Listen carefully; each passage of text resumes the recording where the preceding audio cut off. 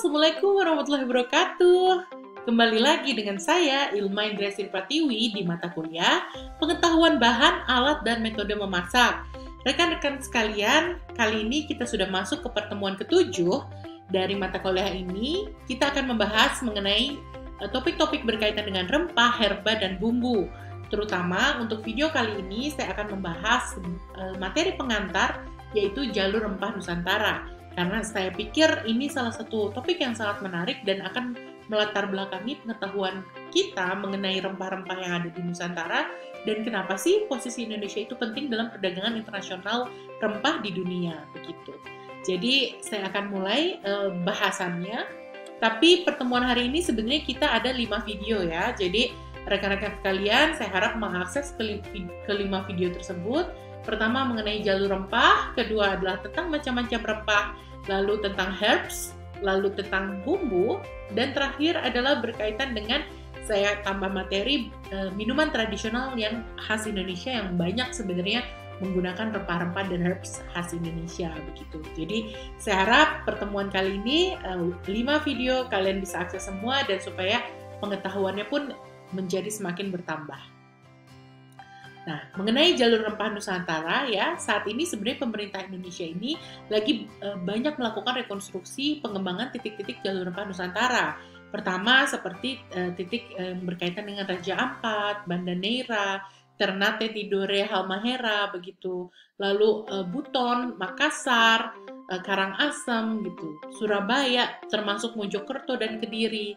Di Jawa Tengah itu titiknya Semarang, Rembang, Jepara, itu Pati dan Kudus, lalu di Banten dan di Belitung, di daerah Singkawang, Banjarmasin. Ini adalah titik-titik Tanjung Pinang, Tanjung Jabung, Siak, gitu, Sri Indrapura, pesisir selatan itu ada Mandeh, lalu Samudra Pasai dan Banda Aceh. Gitu. Jadi banyak titik-titik yang sebenarnya merupakan titik bersejarah berkaitan dengan perdagangan rempah Nusantara yang berdampak pada perdagangan rempah di internasional juga. Saya akan coba untuk menceritakan kepada rekan-rekan sekalian berkaitan dengan topik ini ya. Pertama, sejarah jalur rempah. Jadi kalau misalnya Indonesia, kalau kita ngelihat ya, ada 2 jalur, sebenarnya jalur sutra dan jalur rempah. Kalau misalnya jalur sutra itu sebenarnya relatif jalur perdagangan China ke daerah Western, Barat. Makanya kenapa kita mengenal Western gitu, Western, karena itu sebenarnya istilahnya dari perdagangan China yang dia bergerak ke daerah Barat gitu, mengenal sesuatu, memperkenalkan sesuatu, berdagang ke daerah Barat. Jadi jalur rute perdagangan paling tua itu sebenarnya itu gitu, dari China ke daerah Barat, Eropa dan lain-lain ya, begitu. Sedangkan jalur rempah itu sebenarnya jalur yang berkaitan dengan jalur voyage ya, jalur pada masa masa voyaging, masa kegemilangan orang itu melakukan ekspansi perdagangan melalui jalur maritim gitu. Jadi jalur laut gitu. Jadi terbukalah jalur ini gitu, jalur perdagangan jalur rempah gitu ya. Dan itu masuk salah satunya melalui sampai ke kepulauan Indonesia gitu. Jadi disebut East Indies. Jadi awalnya kan dari pemerintah kolonial itu bergerak sampai ke India dulu, Indies gitu ya. Sampai diketahuilah East Indies, bagian timur daripada Indies gitu, India. Jadi Indonesia ini dikenal oleh masyarakat dunia itu sebenarnya adalah Hindia Timur gitu ya. Jadi Hindia Timur, East Indies itu adalah bagian daripada seperti orang India tapi yang di sebelah timurnya. Jadi dia memiliki banyak potensi-potensi yang lain. Itu mindset daripada penamaan yang orang-orang kolonial menamakan tentang Indonesia begitu ya. Jadi Indonesia itu terutama jalur yang paling ramai itu adalah jalur yang melalui Selat Malaka gitu ya. Jadi di titik itu berkembanglah pelabuhan-pelabuhan transit begitu. Bahkan rempah itu tumbuh subur di kepulauan Indonesia, dan di titik transit itu, di titik pelabuhan transit itu sebenarnya rempah-rempah yang ada di Indonesia dari Indonesia Timur itu dimasuklah ke pelabuhan-pelabuhan transit tersebut gitu. Nah, itu berkembang pada saat di abad 7 sampai 13 Masehi, itu sebenarnya sebelum kolonial itu masuk dari utara itu menuju selatan. Jadi kalau misalnya perdagangan sutra itu ke barat gitu ya, Sedangkan China itu melakukan perdagangan internasional lain itu ke daerah selatan gitu. Jadi dia makanya sebutnya sebenarnya bukan South, dia dimakanya kenapa Southeast Asia, kenapa disebutnya kita ini masuknya ke Southeast Asia, jadi bagian selatan daripada titik senternya Asia adalah China gitu. Jadi berpikirnya selatannya itu adalah ya Indonesia ini bagian South-nya, selatannya begitu. Nah, di abad 7 sampai 13 itu sebenarnya perdagangan sudah mulai terjadi gitu ya di Kepulauan Nusantara. Dan dari perdagangan itu muncullah makanya penguasa-penguasa baru di Kepulauan Nusantara sebenarnya. Jadi orang-orang pedagang-pedagang ya raja-raja Nusantara itu memberikan komoditi-komoditi, berdagang komoditi rempah-rempah begitu. Sedangkan dari Tiongkok itu banyak memberikan sutra ataupun keramik gitu ya. Jadi banyak perdagangannya seperti itu. Sejarah rempah di Indonesia itu setelah abad ke-7 itu mulai adanya perdagangan antara Asia dengan China gitu ya ke Asia menuju Nusantara begitu. Dan beberapa rempah-rempah yang dihasilkan di Indonesia itu banyak seperti cengkeh itu dari Ternate, Tidore, Halmahera. Lalu buah pala itu juga ditemukan di Pulau Rune atau di Kepulauan Banda gitu ya. Kayu manis itu banyak dari Sumatera dan Jawa, kayu cendana daerah-daerah Pulau Timur dan Sumba gitu ya. Lada banyak dihasilkan dari daerah-daerah Sumatera dan kepulauannya begitu. Nah, rempah-rempah khas yang Indonesia yang waktu itu diperdagangkan diantaranya adalah pala. Pala dan bunga pala itu berasal dari pohon pala banyak tumbuh di Pulau Banda gitu ya. Dia adalah tumbuhan endemik Pulau Banda. Cengkeh dia dari Pulau Ternate, Tidore, Moti, Makian, dan Bacan. Lalu kemenyan itu dan kamper banyak di Sumatera, di Jawa juga ada. Kayu manis itu juga berasal banyak dari Sumatera. Lalu lada itu dari Sumatera, kayu cendana dari pulau-pulau Nusantara Indonesia yang bagian timur ya. Lalu kemiri tumbuh juga di pulau-pulau Nusantara bagian timur dan kapulaga itu dari Jawa gitu. Jadi beberapa rempah-rempah yang banyak waktu itu menjadi komoditi utama adalah rempah-rempah ini. Selain itu juga dikenal Indonesia juga sebenarnya punya vanili, kita juga punya yang lain seperti kunyit gitu ya, serai, andaliman, kemukus, ini bagian-bagian daripada rempah-rempah yang ada di Indonesia. Nah, karena adanya perdagangan itu, akhirnya tumbuh nih kota-kota perdagangan di Indonesia ya, seperti waktu itu Ternate, Tidore, lalu Makassar itu berkembang. Kalau misalnya dari pertama awalnya dari Malaka dulu ya, Malaka ini sebenarnya bagian utara ya, masuknya saat ini di Malaysia gitu. Dari Malaka tapi sebenarnya muncul juga kota-kota lain pendukungnya seperti di Riau ya. Riau itu dulunya ada di Pulau Bintan gitu. Jadi yang disebut Riau itu adalah di Pulau Bintan itu. Lalu itu portnya yang lain adalah berkembang lagi di Jawa ini di Pelabuhan Banten. Lalu Aceh dengan Kerajaan Samudra Pasai gitu. Jadi muncullah beberapa titik-titik perdagangan, kota perdagangan di masa itu gitu. Dan ini menandakan bahwa sebenarnya maritim menghubungkan antara titik-titik kota perdagangan, karena itu sebenarnya titik ya hubnya pada saat dia mensuplai bahan-bahan yang barang-barang yang akan dijual itu, hubnya ada di titik-titik tersebut begitu. Nah, saat ini kota-kota yang berkembang di Indonesia itu sebenarnya kalau kita lihat sejarahnya berkembangnya dari titik-titik perdagangan tersebut gitu.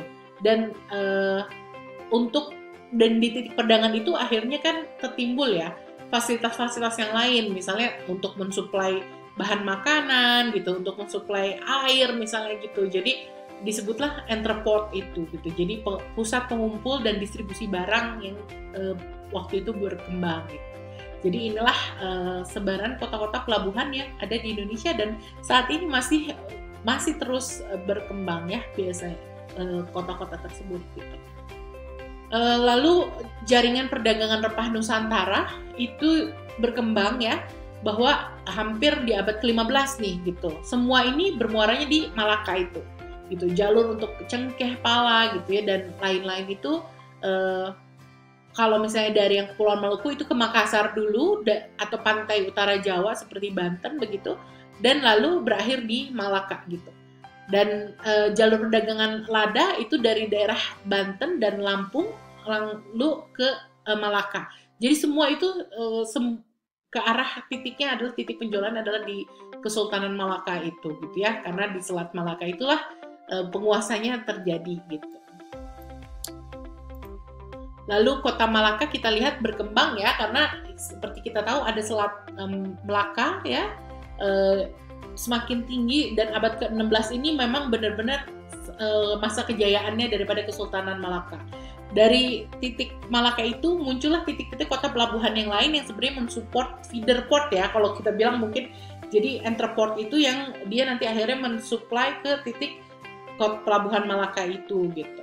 Nah, sementara jalur yang lain, karena Malaka ini menghubungkan antara Laut Cina Selatan dengan Samudra Hindia ya, jadi arahnya untuk menuju ke Asia itu dia biasanya lewat ke sana gitu. Jadi Malaka menjadi kota yang berkembang dan sangat terkenal, dan akhirnya muncullah si Emporium itu ya, menjadi jalur pelayaran jarak jauh dan bisa memperdagangkan rempah-rempah. Muncullah si jalur rempah itu gitu. Nah, Malaka itu ada titiknya dia jatuh ke bangsa Eropa. Akhirnya muncullah port baru yang sebenarnya awalnya untuk, karena dikuasai Eropa, maka yang waktu itu berdagang kan tidak hanya orang Eropa ya, bahwa di Indonesia juga dikenal bahwa kita juga melakukan perdagangan dengan bangsa-bangsa India, Arab, dan Gujarat gitu. Dan karena Malaka ini sudah dikuasai oleh Eropa, orang-orang Eropa, dan ini sebenarnya di latar belakangi perang salib ya di Eropa gitu. Jadi antara Muslim dan Katolik itu ada perang. Akhirnya muncullah kebutuhan daripada port lain selain di Malaka yang sudah banyak dikuasai oleh bangsa Eropa. Jadi muncullah port lain di Aceh, dan disinilah sebenarnya juga mulai berkembang pelabuhan baru, kerajaan baru, Samudra Pasai itu di Aceh gitu ya. Dan itu menjadi bagian kerjasama antara titik-titik Kesultanan Islam yang ada di sekitar Nusantara, baik itu di Johor ataupun di Minangkabau, maupun dari Jepara, dari Jawa gitu ya. Jadi puncak kejayaannya di situ dengan dipimpin pada saat Sultan Iskandar Muda gitu ya. Kota pelabuhan Aceh itu kota yang sibuk gitu ya, karena di banyak kapal-kapal datang itu bahkan dari China begitu, dan dari berbagai tempat gitu. Lalu emporium lain yang tumbuh itu adalah titik lain di Banten. Jadi di Jawa itu tumbuh. Jadi itu pada saat persaingan antara Inggris dan Belanda di antara untuk memperebutkan Melaka, sehingga Belanda ini juga dia pengen punya titik yang lain lah gitu ya. Lalu Banten setelah melihat ada peluang untuk itu, akhirnya Banten membuka portnya sendiri gitu. Pada saat masa di abad ke-15 di Syarif Hidayatullah atau Sunan Gunung Jati. Jadi ulama yang katanya membuka perdagangan internasional itu ya, dari Kesultanan Demak gitu. Keuntungan lain, karena ujung barat Pulau Jawa, dia sebenarnya persimpangan jalur pelayaran Laut Jawa, Laut Cina Selatan, dan Selat Malaka gitu. Jadi dia bisa menempatkan diri sebagai pelabuhan alternatif buat para pedagang Muslim dan pedagang lain yang tidak ingin masuk ke Selat Malaka gitu. Jadi yang dikuasain oleh Portugis saat itu, Eropa gitu. Jadi pedagang Muslim yang lain. Jadi hubungan dagang Muslimnya ini semakin berkembang gitu ya, dan bersaing lah gitu untuk perdagangan maritim di Asia. Makanya muncullah titik lain seperti itu. Belanda juga mulai masuk tuh pada saat itu gitu ya, karena Portugis itu menguasai di daerah Malaka, maka mencarilah alternatif jalur-jalur lain gitu untuk masuk begitu. Nah, sedangkan kalau kita ngelihat di daerah timur Indonesia, kayak perdagangan cengkeh dan pala itu yang menghidupi kota Makassar gitu ya. Belum bisa dipastikan, tapi kemungkinan adalah di abad ke-15 gitu. Pada saat pemerintahan Raja Goa, mulailah kota Makassar ini tumbuh gitu ya. Untuk perdagangan juga titik menyimpulkan lah perdagangan Indonesia bagian timur gitu, bahkan sampai saat ini gitu. Nah, bedanya sama Aceh Banten yang menguasai daerah produksi lada, Makassar itu sebenarnya nggak pernah menguasai daerah cengkeh atau pala. Jadi memang pure dia titik perdagangan lah, titik entreport itu untuk berdagang saja gitu ya, kita ngelihat. Dan yang masuk ke daerah ke Indonesia dari bagian timur itu adalah perdagangan jalur bangsa Spanyol kita melihat. Jadi dia justru masuknya ke timur Indonesia dulu karena dia lebih mendekat ke Filipina gitu. Baru dari situ dia turun ke bawah gitu jalurnya. Nah kalau kita lihat yang Gujarat dikenal ya, dia tadinya ke Malaka terus dia berpindah gitu ke Aceh, dan justru dia juga erat dengan Banten gitu. Jadi berkembang tuh seperti itu. Nah, ini juga sebenarnya yang mengawali perdagangan awal itu sebenarnya bangsa Gujarat dulu gitu. Jadi bangsa China, bangsa India yang kayak gitu awal dulu sebelum Eropa masuk ke Nusantara gitu ya. Seperti itu. Dengan China tadi sudah dijelaskan bahwa dia turun dari utara ke selatan gitu ya, si bangsa China ini. Jadi kalau misalnya kita lihat masuk ke Indonesia itu banyak dia bertukar tadi sutra dan sutra yang dibawa China itu harganya lebih mahal ketimbang tekstil dari India. Akhirnya kalau ke Indonesia mereka banyaknya justru keramik gitu yang ditukar. Kalau kita ngeliat sekarang ke Cirebon ya, Kesultanan Cirebon, karena Cirebon ini kan berhubungan juga dengan Kesultanan Banten gitu. Jadi banyak hiasan-hiasan dari keramik Cina gitu. Jadi menunjukkan bahwa perdagangan di masa itu dengan bangsa China itu sangat-sangat baik gitu. Jadi salah satunya yaitu berarti kan komoditi yang ada dari Pulau Jawa ini, portnya ke Cirebon, dia langsung ke China begitu. Lalu secara sejarah Malaka ini hampir tunduk ya tadi sama Portugis gitu ya. Jadi sama Portugis ditempatin, lalu akhirnya muncullah pelabuhan-pelabuhan lain gitu. Nah pada abad ke-16 gitu Malaka sempat dikuasai oleh Belanda gitu ya, dan akhirnya dampaknya itu untuk kepulauan Nusantara gitu.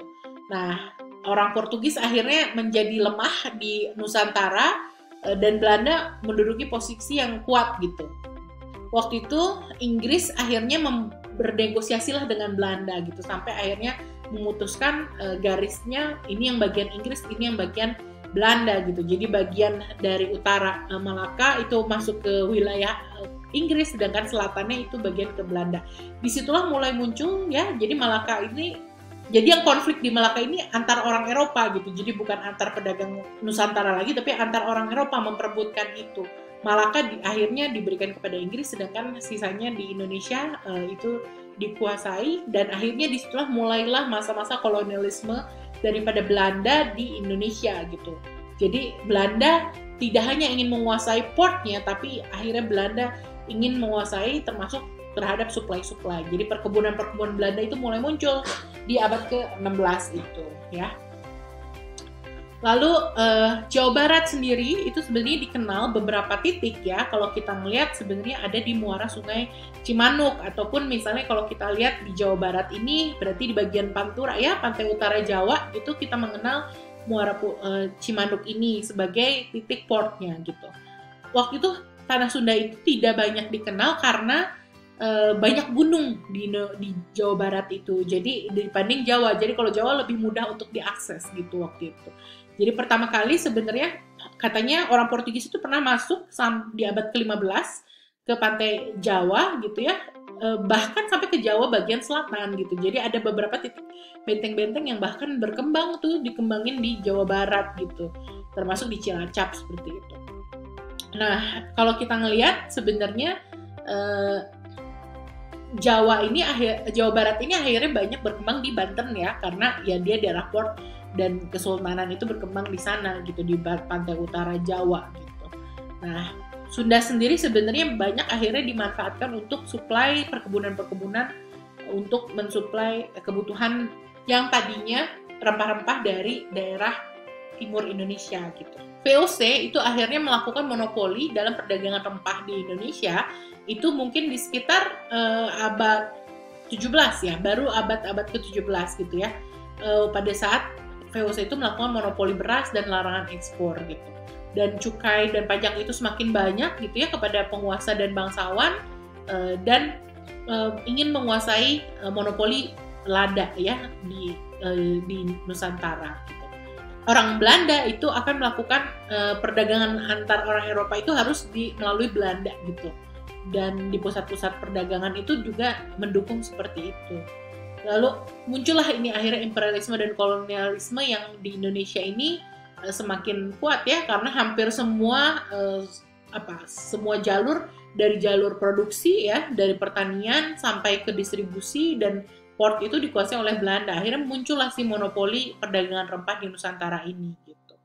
Oke, dari sini sebenarnya kita mulai bisa melihat ya bahwa awalnya kerajaan-kerajaan Nusantara itu berdaya semuanya, tapi karena ada mungkin perebutan kekuasaan ataupun mungkin tergiur dengan tawaran-tawaran dari asing begitu, akhirnya monopoli itu bisa terjadi di Nusantara begitu. Tapi itulah yang menjadi sejarah daripada bangsa kita ya, bahwa ternyata komoditi rempah, bahan-bahan baku itu juga simple, tapi sebenarnya itu yang sebenarnya menjadi di Indonesia ini yang sebenarnya mengawali sejarah perdagangan internasional di Indonesia. Dan itu saat ini sebenarnya sejarah itu sangat menarik, dan di Kementerian Pariwisata banyak akhirnya menimbulkan topik baru ini adalah wisata tentang jalur rempah gitu ya. Dan ini mungkin saya pikir saya ingin sedikit sharing karena produk wisata ini menjadi menarik gitu. Bahkan yang disebut jalur rempah ini sebenarnya di dalamnya bisa ada produk kuliner, ada produk budaya, produk sejarah, produk agronya gitu. Jadi ada komoditinya, termasuk produk-produk yang hubungannya bahari dan produk kreatif gitu. Dan akhirnya ini bisa pada saat dirangkai semuanya ini bisa menjadi produk wisata begitu. Dan dari sisi core advantage ataupun key selling point-nya ini sangat-sangat menarik karena mengangkat sejarah yang luar biasa gitu untuk dunia, bukan hanya di Indonesia begitu. Nah, kalau bisa dilihat gitu bahwa sebenarnya dalam jalur ini yang bisa dihubungkan antara misalnya tempat-tempat kuliner, pengrajin kuliner, lalu desa-desa wisata, bahkan perkebunan dan pertanian gitu. Jadi makan pagi itu bisa ada experience, lalu dilanjutkan dengan trip, terus makan siang, terus experience lagi makan malam gitu. Dan ini mungkin bisa dirangkai dalam Spice Heritage Trail inilah gitu. Jadi dalam satu kota bisa dibuat heritage trail yang seperti ini. Dan pengalamannya akan sangat-sangat otentik. Nah, usulan destinasi yang bisa dikembangkan itu sebenarnya bisa di Banda Aceh ya, lalu di Banten, Jakarta, Semarang, Makassar, Ambon, dan Ternate. Fokus-fokus destinasi ini ke 7 titik ini di Indonesia ya untuk jalur wisata rempah itu. Sedangkan kalau kita mau buat misalnya bentuknya cruise gitu ya, jadi bisa menghubungkan antar titik-titik ini, kita bisa lihat dari Aceh dihubungkan ke mungkin ke Selat Malaka, lalu ke Banten gitu, sampai akhirnya berakhir di Ternate Tidore. Jadi betapa luar biasa produk wisata ini apabila bisa dikembangkan ya. Ini rute yang pertama. Yang kedua, ini rempah dan kedatangan bangsa Eropa bisa menghubungkan antara Batavia, Jakarta ya, Semarang, lalu ke titik Surabaya, ke Flores, ke Makassar, Ambon, dan Ternate Tidore. Jadi ini rute-rute European ya yang datang ke Nusantara. Oke, sekian tentang jalur rempah. Kita masih ada 4 video lagi. Tolong diakses ya supaya kita bisa tahu. Kalau sekarang saya hanya materi pengantarnya aja berkaitan dengan jalur rempah supaya pada tahu ternyata rempah di Indonesia ini sangat-sangat luar biasa ya dampaknya buat negara ini gitu ya. Terima kasih. Kita ketemu lagi di video selanjutnya.